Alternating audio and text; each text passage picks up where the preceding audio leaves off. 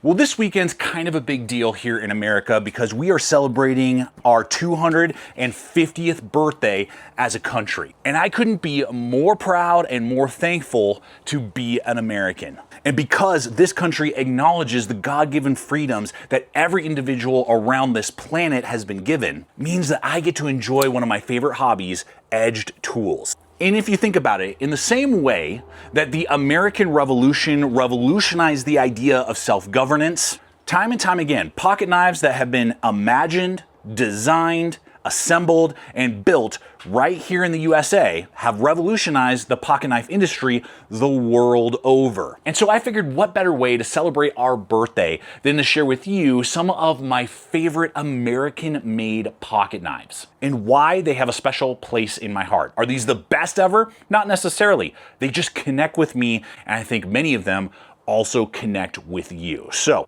I've got 3 things to say. God bless our troops, God bless America, and ladies and gentlemen, bust out those blades for another episode of Gideon's Tactical.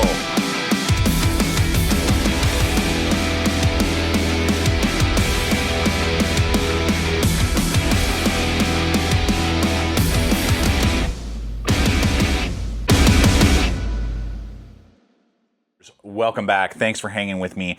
And we have got to start with a living legend that still exists to this day from a company that is synonymous, I think that's the right word, with American pocket knife manufacturing, Buck Knives, and of course the introduction of the Buck 110 in the early 1960s.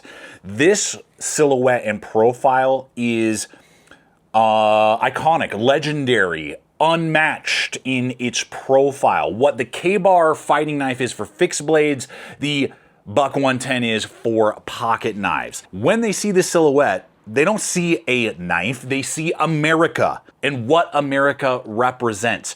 Rugged individualism, exploration, going into the unknown, the new world, and having a tool that can handle the rigors of the unknown wilderness. Not what you're going to find in civilization with the comforts of modern society and the ease of modern living. Something that you need, not something that is a luxury. And you can see that in the design itself. Heavy, thick bolsters, big, full handle, a strong locking mechanism, a blade shape and profile that's going to get several different types of applications done, a leather pouch that's going to fit on your belt. Now, there have been different iterations throughout the years. This is a more modern Magna Cut version with micarta, but you go back even to the 420 HC, it was revolutionary. It was mind-blowing for its time and something that was absolutely unique. And even though there have been so many different versions and variations and new adaptations, which all have their place, the straightforward, simplistic design and the rugged, overbuilt nature of the model speaks to something being built right the first time, and therefore it never goes out of style. Now, next up is a pocket knife that hits extremely close to home. Built less than 50 miles from where I sit with you today, nestled at the foot of the Rocky Mountains in Golden, Colorado, the SPYDERCO Paramilitary 2. Now, if the Buck 110 represents America's history, where we've come from, the rugged individualism that got us to where we are today, the Paramilitary 2 represents the pinnacle of modern innovation, precision metallurgy in the blade steel choices, and world-class tactical innovation. Slipping a PM2 into your pocket feels like hitting the accelerator into the future. And when you pull it out and start slicing through material, it feels more like you're using a lightsaber than something that was built in a forge 250 years ago. And it really tells you everything you need to know about the confidence in the future of American manufacturing. The PM2 is the gold standard for everyday carry for many people for a reason.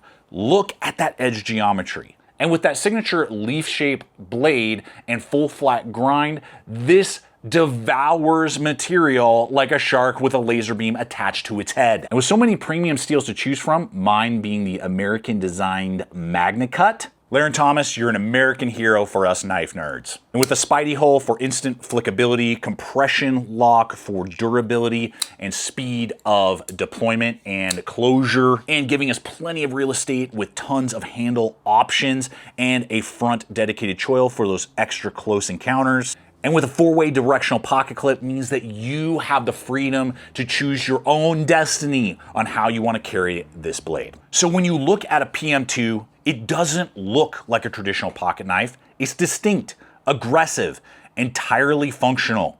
It represents the relentless American drive to constantly innovate, to refine, and to build the absolute best tool possible.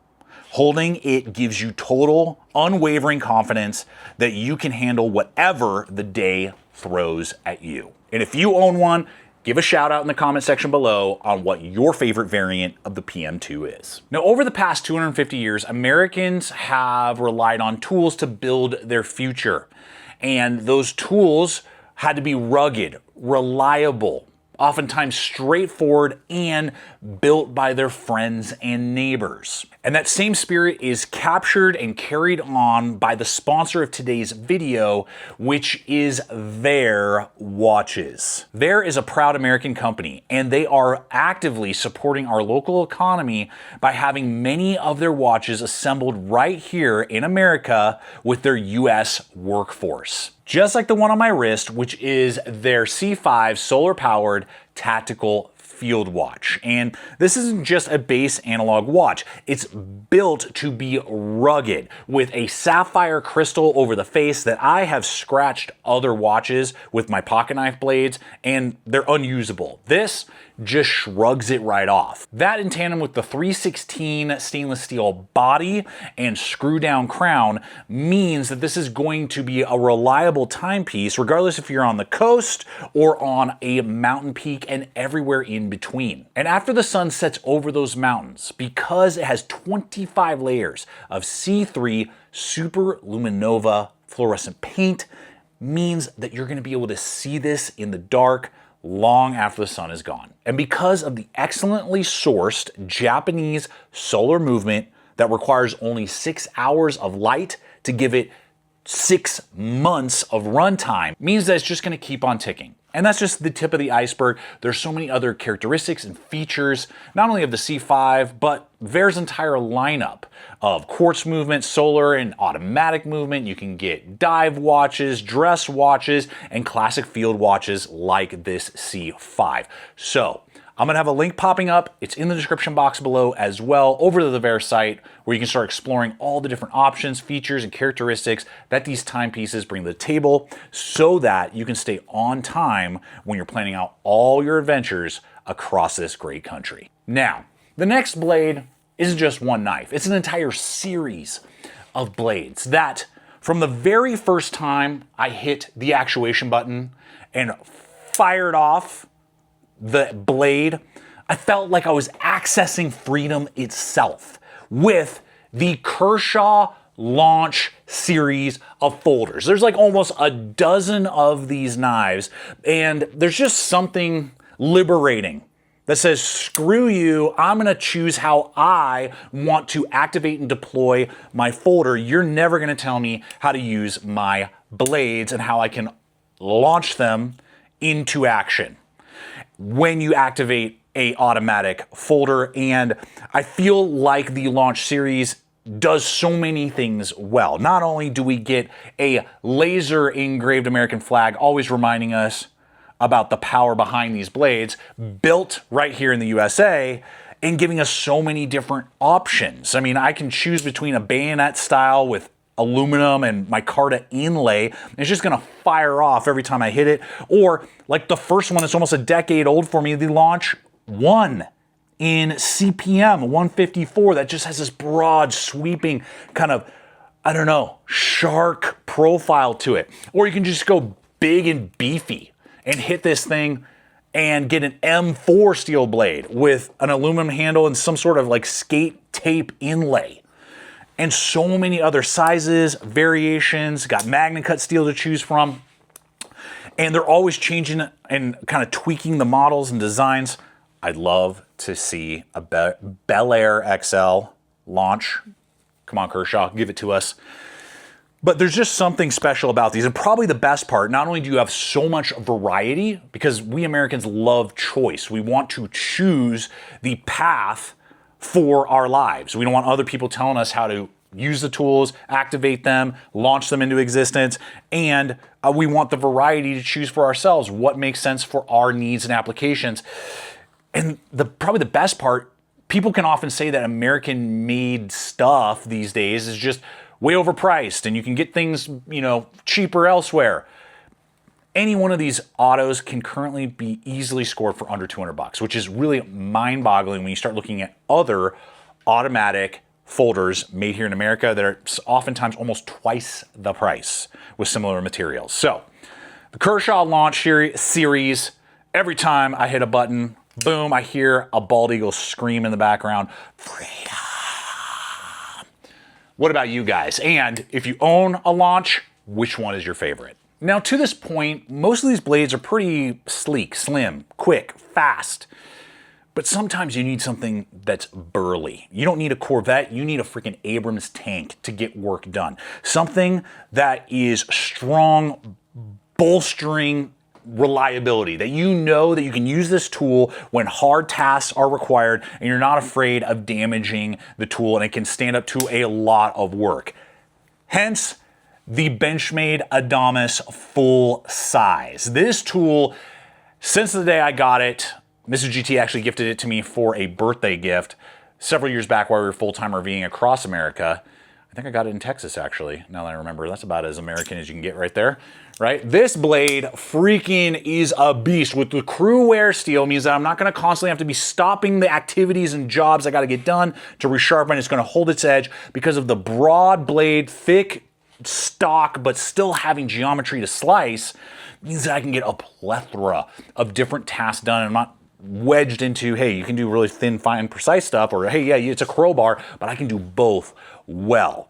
Add to that this monster handle, so I can grab this thing and have full confidence in heavy bearing down to actually do something more than just opening a package that arrived, but actually get harder tasks done, even if the cold weather sets in and I got to use heavy duty cold weather gloves, easily able to grip, or my heavy duty work gloves. I'm not going to lose the grip that I need to put the leverage on the tool. Add to that, now so many other places copy what BENCHMADE pioneered with the axis lock, this idea of a crossbar lock that I could use heavy work gloves and close and open. I feel like I need to lube that thing a little bit there. That's how much I've been using it lately. Yeah, those washers, not using ball bearings, let's go. We need to put a little bit of frog juice on that sucker. But go watch my full review on this thing. I batoned and have side split with this thing, and it holds up without issue. So having that level of durability, ease of action, but size to get heavier work done means that carrying it doesn't just give me a cutting edge, it gives me peace of mind, insurance that I'm going to be able to handle whatever comes my way. Now, the American cowboy and gunslinger is known the world over as a representation of America in our past. And this next folder kind of reminds me of that quiet outlaw in the back corner with his hat pulled down low at the saloon and in the shadows, hoping and not really needing any attention, because us Americans, I get it, I know, I myself can be a little boisterous, a little over the top. Some of these designs are a little crazy and over the top, I get it. But also in the same way, the quiet, strong, reserved type, that when necessary, you just say when, and the outlaw, the cowboy, is going to be able to come to the rescue and throw down at a moment's notice and be able to handle any situation. That's how I feel this next blade kind of falls in, why it makes this list. It's the HOGUE MYSTO.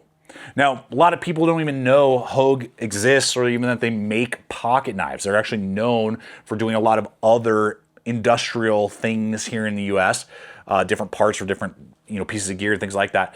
But some of their blades are just so reserved, but also at the same time, like, so good. And I feel like the MYSTO is kind of the pinnacle of this for many different reasons. Not only do we get a rich light which is a resin-infused paper. So think of the best attributes of G10 and the best attributes of micarta coming together. It's one of my favorite handle materials. They have lots of different variants: water, fire. I believe they have all titanium, and then this one, earth, and this has a topo, just speaking to that exploration and finding new paths that we Americans love and are always looking for. And add to that you're getting offsets that are minute, neutral. Everything green here is titanium. And then using magnet cut steel, an excellent HRC, 6264 HRC. And a giant swedged clip point means that this thing is going to slice, but also pierce, penetrate, be used in multiple roles, but it's compact enough to carry on a regular basis. And then you have a crossbar lock that makes it very easy to function and use with ambidextrous tip-up carry. And probably one of the best features. You're not going to break the bank and spend hundreds of dollars on this. This is a working man accessible tool.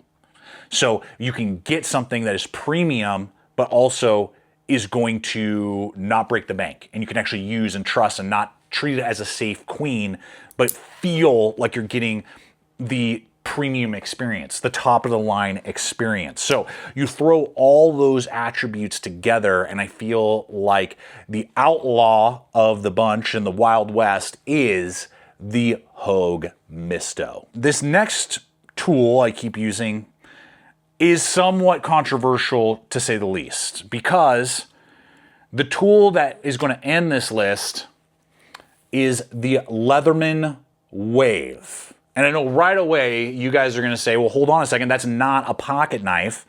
And you purists would say, well, even though it's designed in Portland, it's assembled in Portland, and some of the tools come from Portland, it's not enough, and they do source some of the parts globally, that they can't say that it's made in the USA. We can't say it's really like a full-on American-made tool.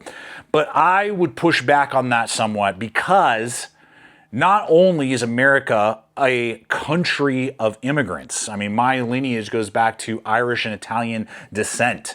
And so many people can point to all points of the globe that make them now coming together to become Americans and receive a new identity in this land of the free and home of the brave. And so in the same way, even though not every part is made here in America, the idea was based here in America from an American, and American workforce is still putting all these pieces together, and the tool itself represents the spirit of America. Instead of looking at a problem and throwing up our hands and saying, oh, well, it can't be fixed, it can't be done, it is what it is, we say, no, we're gonna fix it, we're gonna come up with a solution, we're gonna put in the heavy lifting, we're gonna roll up our sleeves and get the job done, even if it's hard, even if it's uncomfortable, and we're gonna come up with creative solutions instead of just letting it be and keeping the status quo.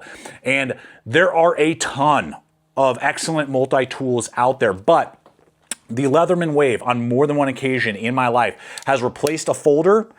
I just put it in my pocket with a pocket clip, and I can gain access to my blade right away, and operates just like any of these pocket knives on the table. But now, all of a sudden, I have pliers to cut wire and deal with bolts and needle nose, and I've got screwdrivers to fix things, and I've got saws to do woodworking, and I've got scissors to trim off what needs to be done on a fishing line, and so many other applications that it only makes sense that it can easily fit in your pocket. It can be carried and easily replace any of the pocket knives that we're talking about today. And there are premium models, and there are other variants, and there's the Arc, and there's the Wave Alpha, and there's all these other things. But I'm going to argue the original Wave Plus is probably the right choice for any American, for any individual the world over. That's my list, and I'm sticking to it. But I want to know what yours is. So throw down in the comment section what your favorite American-made pocket knives are and why. And I hope that you guys have a blessed 4th of July as we celebrate our independence and the God-given right of freedom that every American gets to enjoy. Till next time, stay equipped, stay prepared, and I'll see you out there.